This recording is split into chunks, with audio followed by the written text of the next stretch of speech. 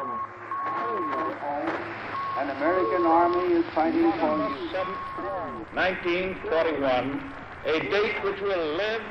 Note that the first atomic bomb was dropped on Hiroshima. These forces met their match. We have declared the war in Vietnam. But we don't plan to surrender either. We are going to win. Proportions and would lead to World War II. Allied air forces began an attack on military targets. Decide that in the 21st century that America... March 5th, 2052, the United States has officially closed. The United States will go ahead with a national quarantine. The new plague virus. Disaster sweeping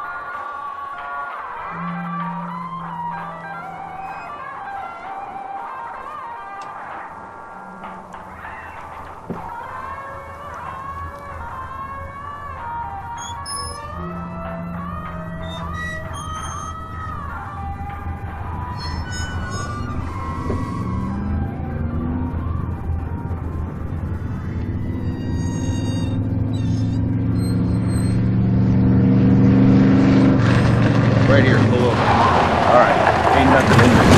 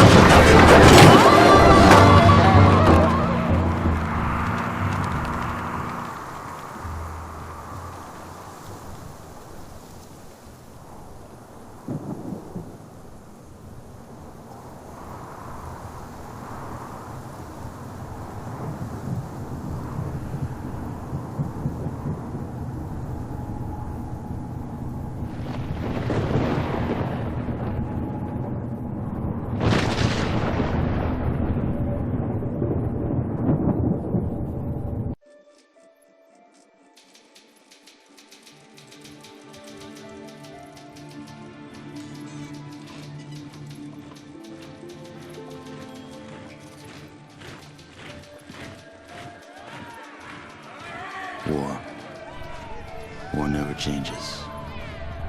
It was the inevitable result of the path humanity had chosen. Everyone who entered into the conflict expected victory. Everyone was optimistic.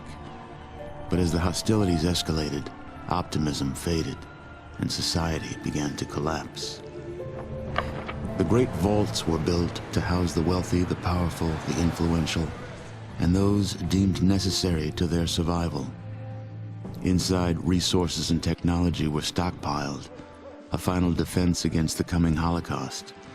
With the past behind them and the present destroyed, they looked to the future.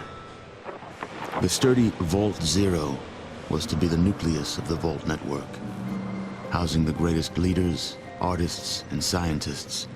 The inhabitants of Vault Zero were to reunite the vaults and lead the people to a new life, a new world. But after the bombs, the world would be a harsh one. To ensure the creation of a post-nuclear utopia, the Vault dwellers would need help. Machinery was constructed to tame a land hardened by the ravages of war, then tempered by nuclear winter.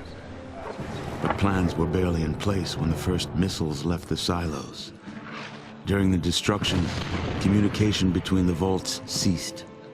Entire vaults were lost. Those that survived were on their own. Not all vaults succumbed to the machinations of war. On North America's west coast, one group of military vault dwellers emerged almost unscathed. They surveyed the wasteland and squared their shoulders for the task ahead.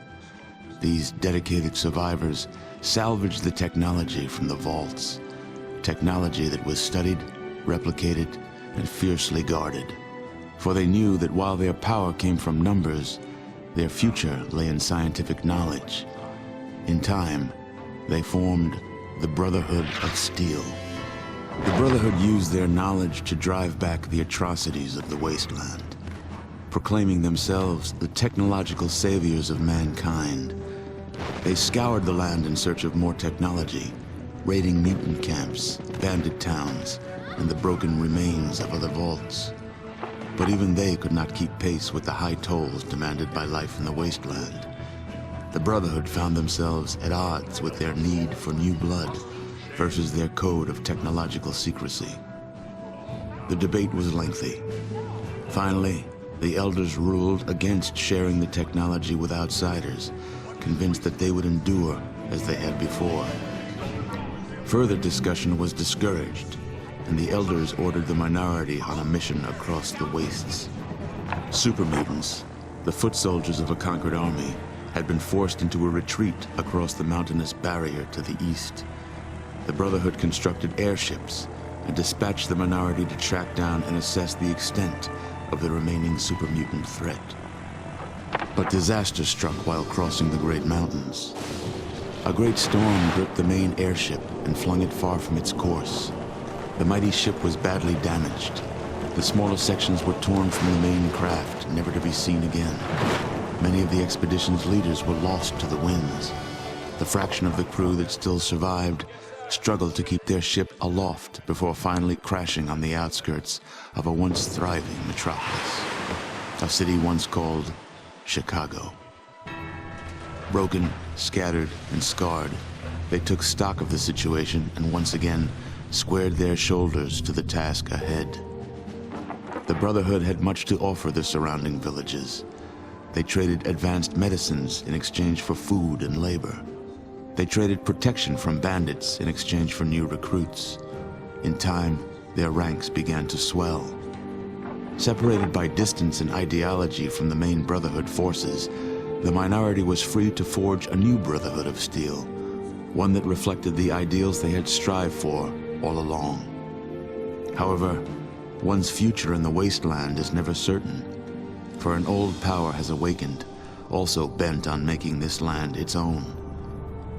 Life in the Brotherhood is about to change.